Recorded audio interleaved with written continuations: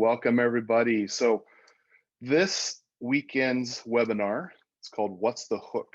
How to Write Your Way to College Success. And with this, we have a speaker, Leora E. I'm going to be your host. My name is Nathan T. And so here we go on into it. A little bit about Harmony Plus. Some of you may know us, but for those of you who don't, we are an international learning ecosystem based in Silicon Valley. We seek to upgrade education as we know it. So through that hybrid learning model, we leverage both in-person and online resources. We equip students with the skills they need to adapt and excel in a highly competitive professional environment. Some of the hybrid learning platform that we do offer is the education plus service, online, offline, synchronous, asynchronous. We use theory plus practice. We do have guidance from top teachers from top universities all over the world, endorsements from those leading universities. Of course, we build that competitive advantage for our students. And of course, we enjoy the continuous improvement. And all this is done to upgrade education, and we do it in kind of a fun manner. Some of the universities where Harmony Plus have been admitted, students have been admitted. So Johns Hopkins, Yale, Stanford, USC, Cornell, we see all the great universities here. If you don't want to get into a top university, that's fine. We can get you into a university that you want. So my name is Nathan Turner, like I said. So I am part of the business development team over here. I do have an MBA from the Harvard of the German-speaking world, University of St. Gallen in Switzerland. 20 years of sales and marketing experience, rich startup experience at Zoom, Harmony Plus, Portugal, and Switzerland. So I've been all over the world. Did play college basketball back in the day, so that was quite a while ago. A little bit about Miss Leora E. That's who you're here to see. So she has earned her BA from Princeton. She's earning her MA and PhD from Harvard. So those are two top schools that everybody's trying to get into. Leora has that experience of getting there and actually exceeding and succeeding. So she is the recipient of the Fulbright Award. So no chump change there. And then the prize, the critical language scholarship, and more. Leora has been tutoring international students from the Ukraine, Russia, Kazakhstan, Saudi Arabia, China, and more. So a variety of standardized tests she's familiar with, classes that she's familiar with, helping people, kids, students apply to US universities for about 4 years now. So this is pretty crazy. Leora speaks 10 languages and is learning her 11th this summer. So this is quite the step here, guys. A little bit about our agenda today. We're going to see how to use your writing skills to distinguish yourself from other applicants, how to write about your uniqueness, what makes you you, how to become interesting and interested through writing. So we all have interesting backgrounds, but we want to make sure that we write about it in a way that people are going to take notice. We want to know why good grades and test scores aren't enough for admissions to elite universities. As we know, competition is growing every single year. How writing can help you get there. So with that being said, why don't we go ahead and hand it over to Leora. And Leora, why don't you kind of take the reins from here? Yeah, should we start on the first slide, or should I just introduce what we're talking about before we get there? We can go on the first slide here. Yeah. Sounds good. So as Nathan very clearly said, writing, we're going to be talking about why writing is important and how you can use, or you or your student can use writing to make them stand out. But that is so difficult. So many of us don't like to write, after years, sometimes 12 years of really unfortunate writing experience, maybe the creative writing gene has been taken out of us, or the desire to write, about ourselves, which is really difficult, has been taken out of us. But today I'm going to tell you why, despite the fact that some of us really hate writing, it is so important. First of all, everyone needs to know how to write to do well in college. This seems kind of self-explanatory, right? But as I write here, elite colleges don't want to waste their time and their resources on students who can't write, right? Because almost everyone needs to take required classes that require writing. Some universities offer writing seminars. They're required for first-year students. Princeton, for example, does that. But far from all universities do that. And students need to be prepared in an elite and intensive university environment to kind of struggle and deal with the challenges and the hurdles that they're going to come into in the academic world, and they will most certainly encounter writing. And it goes without saying that nearly every successful career requires knowledge of writing, whether you go into business or science or academia or engineering or entrepreneurship, you need to know how to write. And students want to, and universities rather, want to see that the students that they're training and preparing for success have already begun to work on that tool in their toolkit. We'll talk about points 2 and 3 a little later, but writing is not just something that you do in school, and it's not something that you just do for your resume. It's something that can lead students into a variety of activities that really make them different, right? And we'll talk about that a little later. But remember that a lot of people do debate team and a lot of people play basketball, but there are so few people who use writing to stand out. And the third point is, I think, the most self-explanatory, and maybe one that our Kalabutke, somebody, the chief of staff and senior educational consultant at Harmony Plus, discusses in her essay bootcamp and in other webinars. But almost every university requires at least one admissions essay, and this is usually a personal statement in the form of the Common App or the Coalition App. And almost every elite school, with only one exception that I can think of, requires at least several supplementary essays. I can only think of Colby College that doesn't require another essay, as does Northeastern. But other than that, you're writing sometimes 3,000 words, right? And you need to be prepared for that. So writing there's a lot of text on this slide, which I think represents just how much I like to write. But writing is beyond, writing outside of school, as I say here, is beyond putting words on paper, right?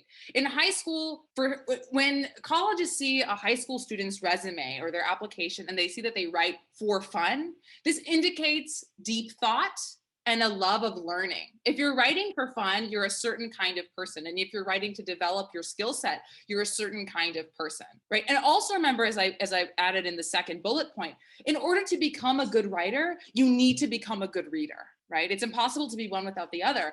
And colleges see, wow, this person likes to write, they like to read. And that's something that almost every college wants, right? You don't want to take, elite colleges don't want to take students who don't read.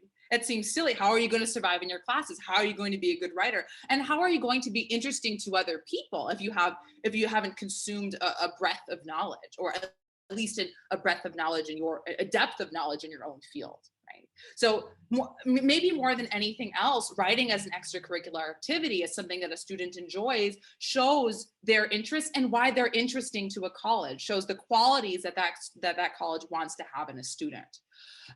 In the second bullet point, I note that students and parents often don't realize that writing can be used not only for fun, but as a way to prepare for admissions essays and for students' future undergraduate careers. This is absolutely true. It's not just an extracurricular activity, but of course it is, and we'll talk about that a little bit more later. But this is a way to prepare for everything that's coming in front of you, ahead of you rather. So, use these extracurricular activities as the way that use writing as an extracurricular activity, not only to develop your profile, but also to prepare for everything that's ahead of you. This is a great opportunity for high school students to prepare for the long undergraduate and hopefully graduate career in front of them.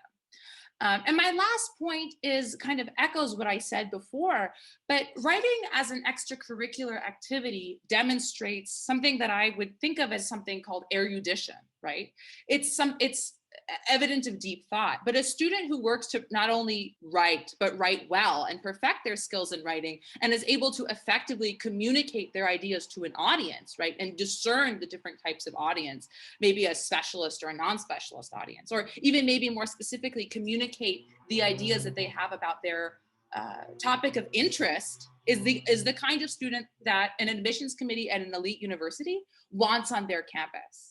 They want somebody who can talk about what they love and make others interested in it. They want to read an application and say, wow, I want to have coffee with this person and I want to learn what they're interested about. And writing is the best way to do that. How can you write as an extracurricular activity? This is a question that I get a lot, and it's daunting, right? How do you do this? My school doesn't have any opportunities for writing. I'm a bad writer. What do I do? So I've given you a couple options, and I'll talk about why I call them good, better, and best in a second. But something that good, well, I'll just do it now, actually. Good is the most basic thing you can do. Good is easy. Good is something that not every school, but many schools offer, that there's a lot of opportunities for you or your student to engage in them right off the bat. These are maybe not low effort, but maybe lower initiative, right? So here I say you can write on the school newspaper, you can maintain a blog, You can serve as a peer writing tutor if your school has a peer tutoring program, as mine did. Again, these are great things to do. They're just not particularly original. They're low initiative. The infrastructure to create a blog is quite good. Many schools have a really good infrastructure for their school newspapers and for peer tutoring programs, right? That's why they're good and not the best. Now, on the other hand, better, these are maybe activities that are common, but show more initiative, right? If your school doesn't have a school newspaper, you can form it, right? That shows real initiative. You can submit your writing to journals or competitions. That's really impressive, especially if you win, which I guess isn't best. You would hope that you win. You can intern at a local publication, right? I think the New York Times, maybe they only offer this for college, but I believe that they offer journalism internships for high school students. If there is no writing peer tutor program, you can establish one. These are better. These show real leadership in teaching, in bringing your writing out to the public and getting your writing out there. And then there's best, right? Where the infrastructure maybe is not so good, or these show real levels of effort. So here I say you can get published in a local, national, or international newspaper or journal. So not just your own blog, but something that will be available to a very large audience. You can secure a column or a blog on a popular website. And I can talk about how to do that later. But this is a consistent avenue or a consistent forum for you or your student to publish your thoughts and to have a large audience to interact with. And these can also be, I mean, it's prestigious, right? You want to have a blog in some big website or whatnot. And the last one is, this is rarer, but still very cool. And this is something that I did, is you can use your foreign language skills to publish an article in a different language. Right? And a lot of publications, like the BBC, for example, they have sections for people who are learning the language in which the publication is published.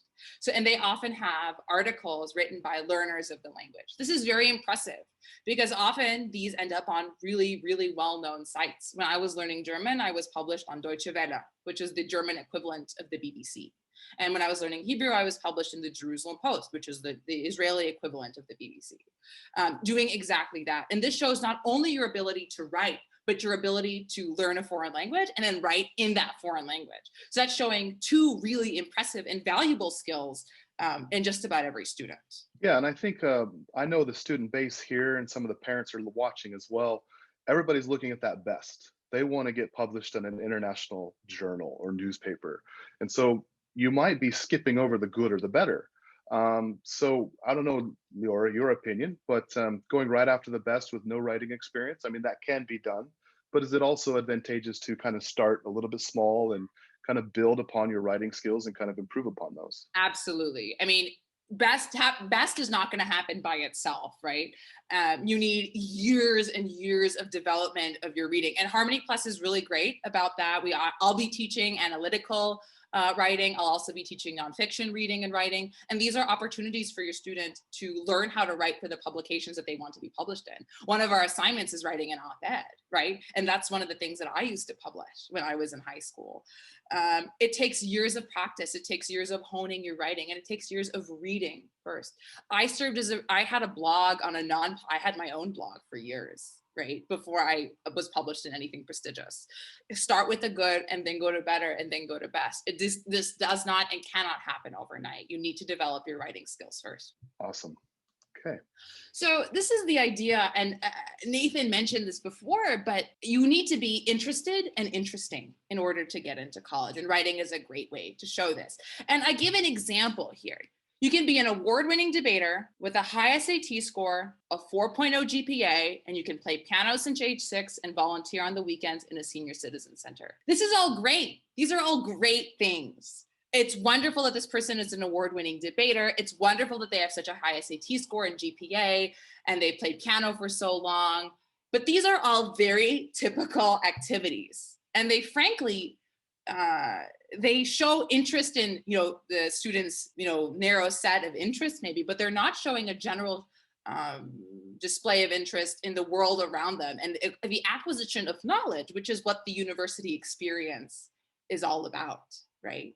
So this is what I call not interesting and not interested. Even if this person is very accomplished and very high achieving, This isn't going to stand out to any admissions committee member, unfortunately, and it's not showing a love of knowledge and a love of getting to know the world around them and grappling with intellectual questions, which is what, for example, the Columbia Common Curriculum seeks to foster, right? Or what Princeton, where I went for undergrad, is intellectual, I think, pursuit is the only thing that we do there, as at most research universities. And that's what they want to see. They want to see someone who's interested in doing the kind of work that that university promotes and fosters.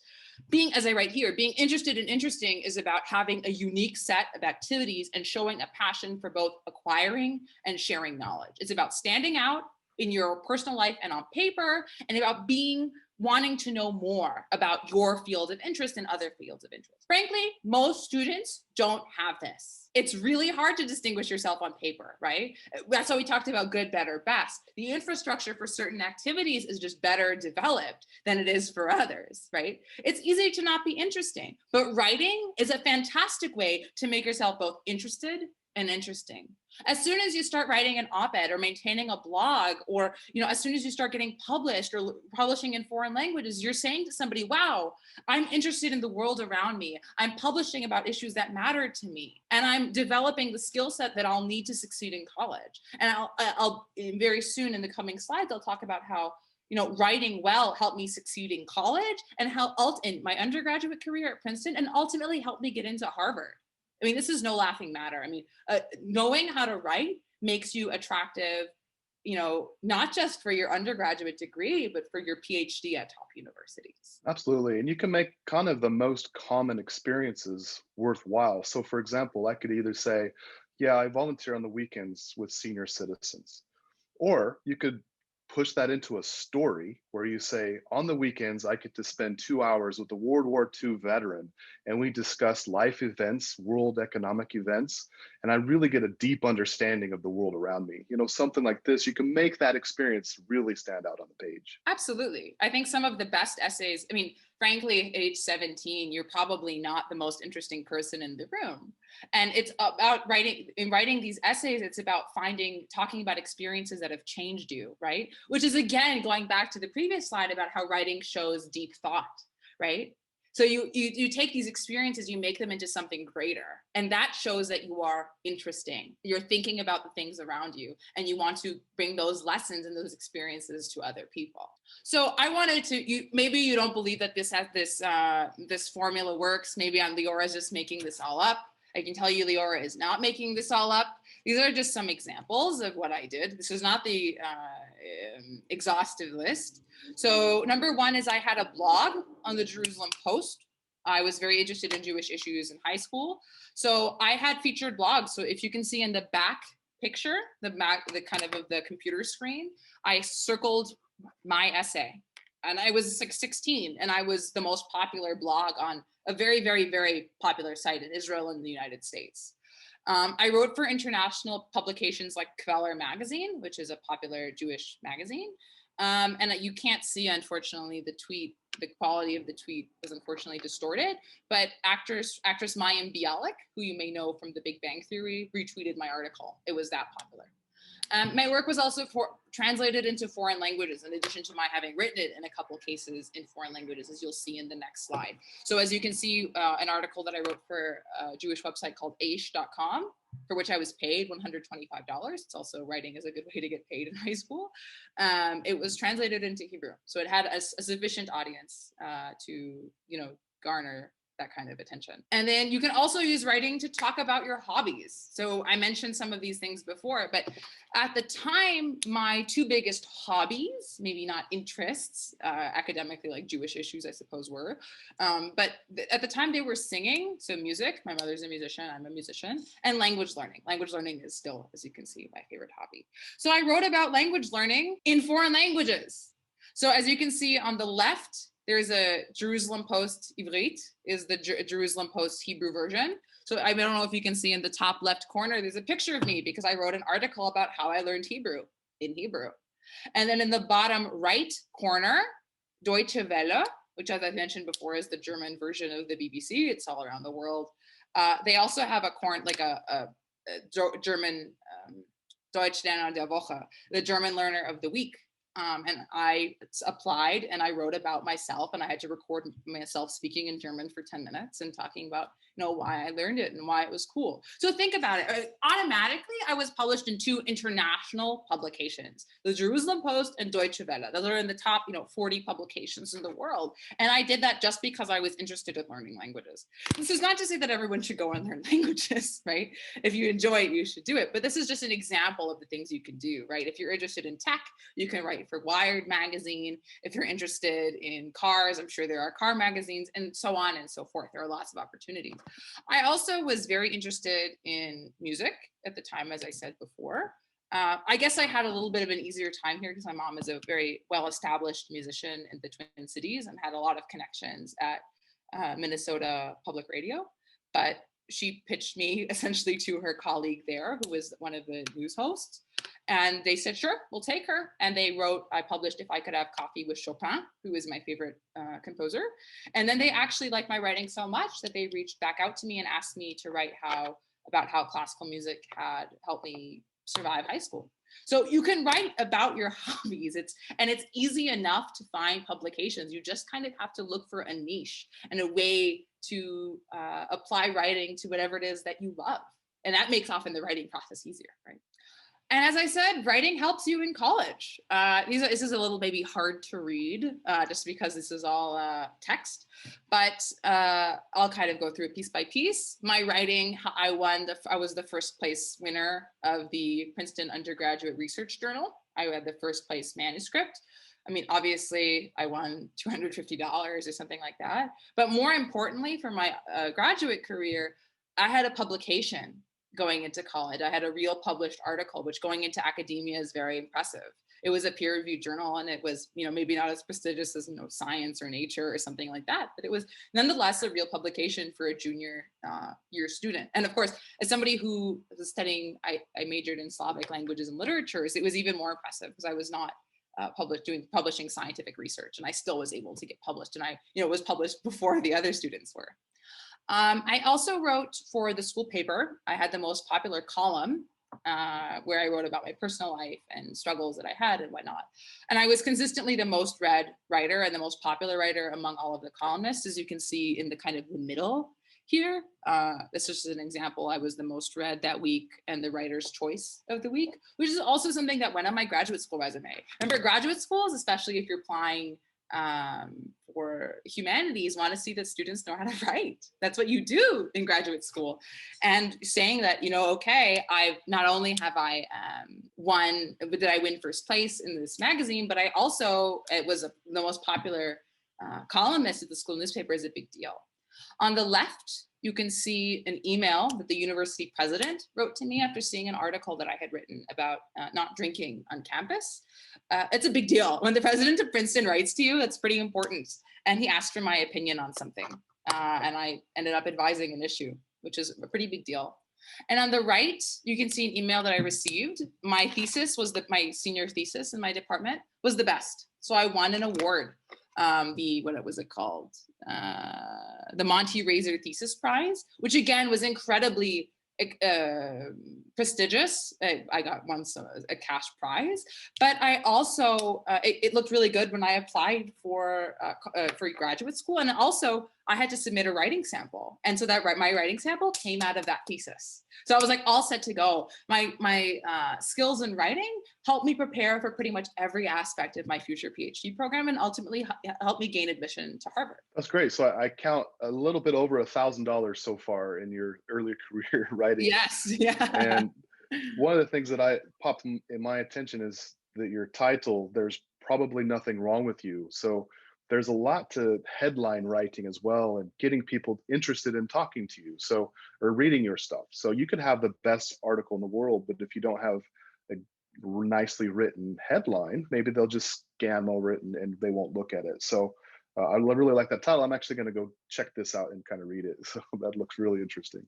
Yeah, I think that, like as when we discuss kind of college essays, writing's about selling yourself. And if you can write a good headline, you've sold yourself. Boom. So I'll be teaching some writing courses. I think Nathan will talk more about this, and I'll kind of, stop talking very soon. But I will be teaching nonfiction reading and writing for grades 7 and 8. We'll be learning how to write op-eds, so that will kind of send them off into the world of public publications. And I will also be teaching analytical writing, which is a little more academic, and that's for grades 9 through 11. So I'm looking forward to seeing your students there. Yeah, definitely. So we have a lot of writing programs. One from Dr. Glenn. Kayla is going to be doing grades 4 through 6 nonfiction reading and writing, and also playwriting. So that's going to be a lot of fun as well. So some of our summer writing programs, we do have those programs, but we can also have, where you're just writing in your diary, just getting used to getting your thoughts onto your paper, whether it's handwritten or in a computer. It could be just rubbish, could be just you having an idea and just going with it. It doesn't have to be structured in that point. So the structure comes with learning how to put something, concise thought into paper. So my idea, my advice would be, follow Leora's advice and just kind of write something that you're interested in, is something you're passionate about. But yes, we have definitely a lot of programs. We do have the QR code down there below. So it's going to be an exciting summer here. And so I'll go through all of these, but let's kind of open it up. We do have another 30 minutes here. Maybe we have some questions that we could ask through the chat, or if you wanted to pose a question through the Q&A, feel free to do that, please.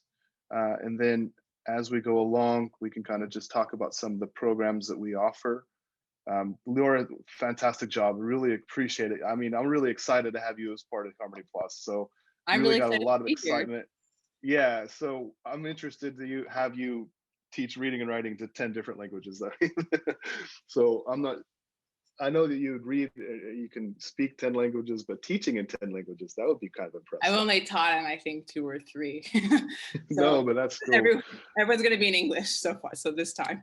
That's so neat, because like you were talking about, writing in different languages. A lot of our students that are here and a lot of the parents are here, they're Chinese American or Chinese. And so, writing in Chinese is completely difficult, really difficult. So if you could find a way to write into a Chinese blog, for example, in San Francisco, I'm sure there's some Chinese community newspapers that you can write to, submit to in Chinese. I mean, that's so impressive. Writing in English about your Asian American, experience, things like this in another language would be fantastic as well. So let me see. So no questions. We got a quiet crowd out there today. That's usually not the case. I think someone raised their hand, but then they lowered it. So it should be pretty straightforward. So writing in Harmony Plus, we do have some nonfiction reading and writing classes starting here in the next couple of weeks. So this is Leora's knockoff class, this kickoff class. Time is going to be Tuesdays and Thursdays at 10 to 11:30 a.m. We are going to have 9 sessions. And so this is for grades 7 and 8. You don't want to miss this course. Once in a lifetime opportunity to learn from someone like Leora, who has been all over the academic sphere as far as learning and writing. I mean, you guys have seen it from yourself. So here in this course, you're going to help to develop students' interests. So you're going to find out what they're interested in and help them, read nonfiction texts and expand their knowledge in science, culture, history. So it's one thing to just know what you're interested in, but you have to know how to write about it. So reading really helps that. So find books that you're interested in, read those books. You'll start to come up with ideas. So there is a formula behind the madness. You can improve students' nonfiction reading and writing skills for narrative, informational, persuasive styles of writing. So this is something that we are definitely going to be focused on. The other focusing, of course, the core writing samples, one for each style. Each week, the student's going to revise, add new elements into the writing pieces. So this is another thing that probably Leora is going to hammer home is this is not just write something and then it's over. It's a work in progress. I think, Stephen King and these great authors out there, they don't just write the book and it's done. They write probably hundreds of different iterations of how to put together a character, how to put together a scene, how to put together a thought. So it's a work progress. And when you submit a paper the very first time, and it comes back with a whole lot of red ink, that's fine. That's what you can do to improve and learn about. So this is something to keep in mind. Let's go. There's a question in the chat. So from Nusha Chain, i- is there any more opportunities for rising seniors? I feel like there might not be enough time to develop my writing and send it to publications while also worrying about applications. So I'm going to go ahead and let Leora answer this. So we have, rising seniors in their last year. What kind of opportunities are there for these people who might not have, developed their writing skills? Sure. So it's definitely difficult to balance this with applications. But if you're serious about learning to write, which I strongly recommend that you should be, is taking a class over the summer with Harmony Plus. This will help you a lot to develop the writing skills that you will need in college and for publications. It's not never too late to start a blog. It's never too late to apply for a blog. When I was I think around your age, if not exactly your age, I think maybe a rising senior, I applied for a blog at a Jewish publication called the Times of Israel, and that's where I published all of senior year. And if you enjoy writing, and if you kind of learn the skills that will teach you over the summer, this should be kind of natural and might even become something that you do in your spare time.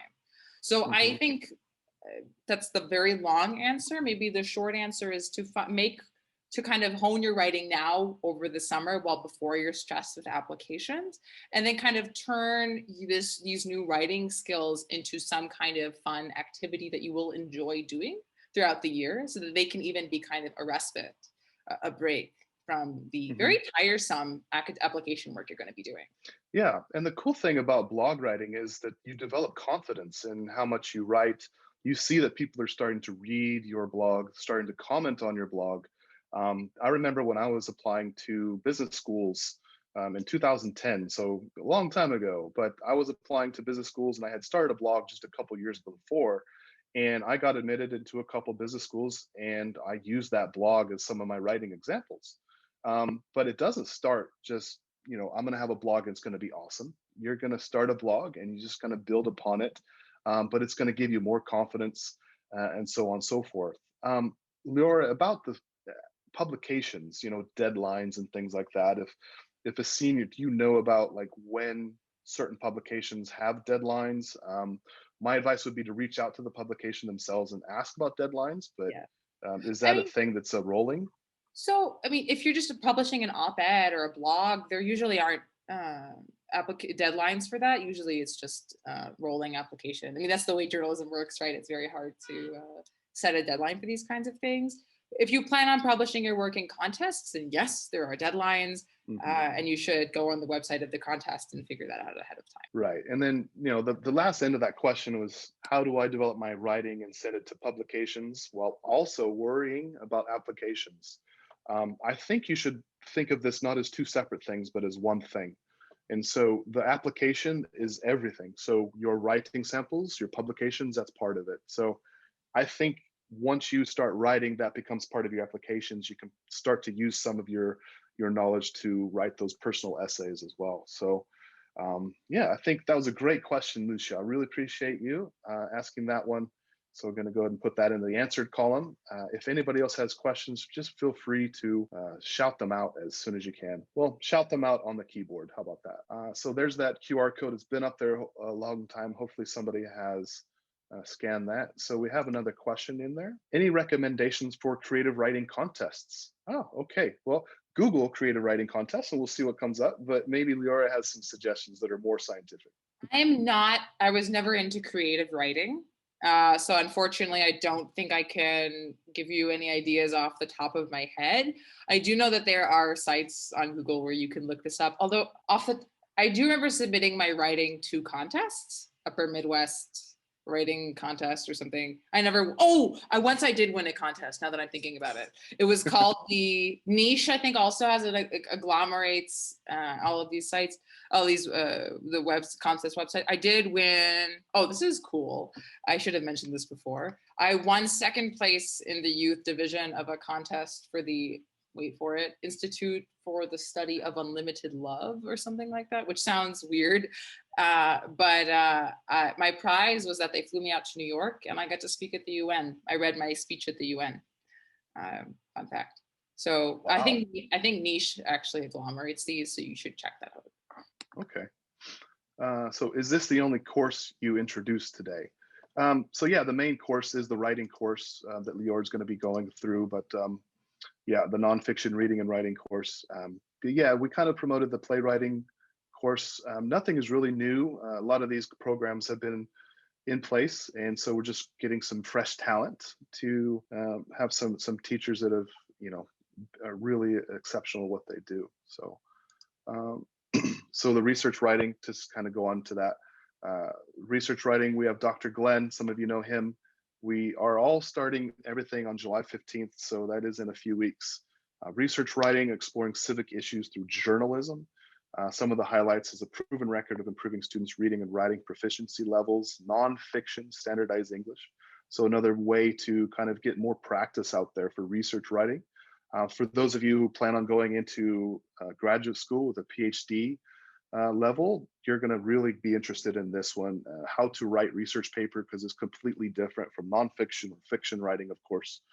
So this is going to be an interesting class for those of you who have really high aspirations with PhD level writing.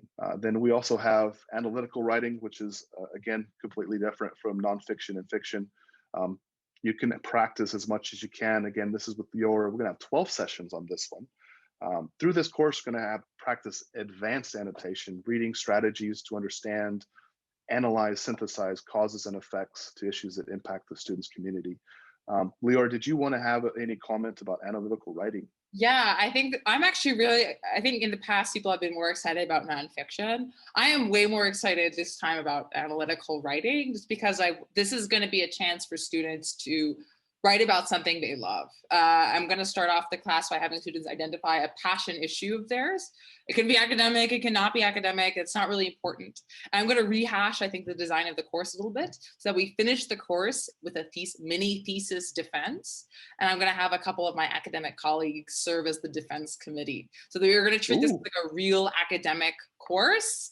And this will be really, really, really good preparation for the work that they're going to have to do in college. Wow, that's great. Yeah, most people don't think of passion when they think of analytical writing. They think of maybe some just science, some advanced statistics, and how to explain those statistics. But how do you develop a passion through analytical writing? I know I don't want to get too much into this course, but oh, it's a good question. Interesting. So, I mean, just about every student is passionate about something, and just about many of these issues are problems in society. Or, you know, I'm passionate, for example, about language education. So there are statistics to be had, and there are statistics to analyze, there are problems to analyze. And analytical writing doesn't mean analyzing statistics. It means critically thinking about an issue. It means analyzing all sides of an issue. And just about everybody is interested in something that you can analyze from all sides, whether that be sports, commentating, or language education, or Soviet history, which I study in my PhD program.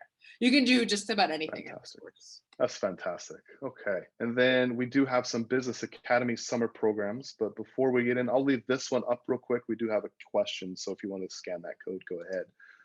But the question is from the anonymous attendee. What grade levels are good for analytical writing and nonfiction reading and writing? That's a great question. I'll hand this over to Leora, but it's actually yeah, on nonfiction. The previous slide. Yeah. Yes, or maybe two slides ago. Nonfiction is for grades 7 through 9, or another slide back. Yeah, 7 through 8, I'm sorry. Nonfiction and reading and writing is grades 7 through 8, and analytical writing is grades 9 through 11. Just because analytical writing is difficult to do without a strong basis foundation in nonfiction reading and writing. So we recommend that students go from one to the other, just because they'll have a little bit more familiarity with the techniques that we'll be discussing in the class. Great, yeah. It's just like anything else. You know, my parallel is weird. It's math. So you learn to add and subtract, then you learn to multiply and divide, then you learn algebra, and then you learn geometry, trigonometry, and then you go on up, and then you have calculus, and then everything else. So you do build upon this as you go along. Exactly. Great question. So there's back to the Business Academy summer programs that we have this summer. So we have the Future Entrepreneurial Challenge Phase 1. So that's going to be starting here. It's ongoing. And so we have the Phase 2 Accelerator coming up through group coaching. It's going on with Masi, the presentation skills. And this is kind of interesting about the Business Academy. So we can learn how to write, how to present ourselves through business words and business presentation skills, things like this. So future planning, some of the summer programs that we have, the Future Leader Academy, we do have a workshop tomorrow. So I want you all to sign up and register if you can for this course. I think you guys might be on the mailing list, but if not, please reach out to us. We do have a workshop with Future Leader Academy tomorrow. So it's going to be a free workshop. So it's going to have you kind of like a 2-hour trial course, or an hour and a half, I think. And so Professor Brown, I'm going to be in there as well. We're going to talk about a couple of workshop ideas to talk about Future Leaders Academy. And then also we have, the Junior Future Leader Academy. So don't feel left out if you're in middle school or below. We do have some other programs to help you kind of develop those leadership abilities, those leadership capabilities. Some of the college application stuff, we do have the college essay boot camp with Miss Kala, along with the application preparation boot camp with Miss Kala. So we'll be getting a lot of stuff coming into college application season. And then the extracurricular activity, trainee and internship club, EATIC. And we do have some student-driven climate change research projects that are always very, very popular with that. We have club meetings, workshops, student-driven social justice projects, which are going to be, high end right now. So that's good for everybody from 6 all the way up to 12 college students. Anybody can be a part of these. Feel free to scan the code there. And then also the future planning, Moonshot Education. We have, Harmony Plus future planning services that we've been talking about throughout this entire year. Some of the list of future planning services: grades 5 through 8, private middle school and high school applications, academic extracurricular enhancement. What happens if you don't know what to do? We can help you kind of find out what's really interested and kind of help you kind of find some avenues of success for extracurricular activities. And then also our college application essay services. We help with writing, transfer applications for those of you in college. We can help with those writing, how to position yourself to be a good transfer student. Graduate school applications, which are really, really important. We can help with that as well. And then of course, the one-on-one essay editing, interview training, things like this. Some of that one-on-one essay editing, interview training, it's also plus video supplement support. So we can essay some brainstorming, outline some creation meetings, things like this. Essay editing on multiple drafts. Like I said, you don't just submit one essay. You want to have multiple drafts, have multiple people looking at them, not just you and your parents, but you need to have a third eye and a fourth eye and a fifth eye. Look at these because it's all conglomerate. So you can have a whole bunch of opinions and viewpoints to really help make your essay shine. So writing training, interview training sessions, how to answer questions.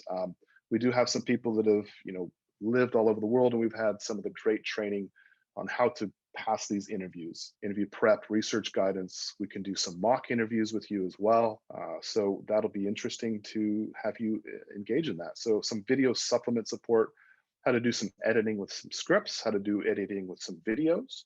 So we can help with all these sorts of things. And then I'm not going to go into every single one of these, but just kind of highlights a little bit of activity of, you start with your first draft of essays and resumes, you go on to your second draft of student essays and resumes. So it does go pretty quickly.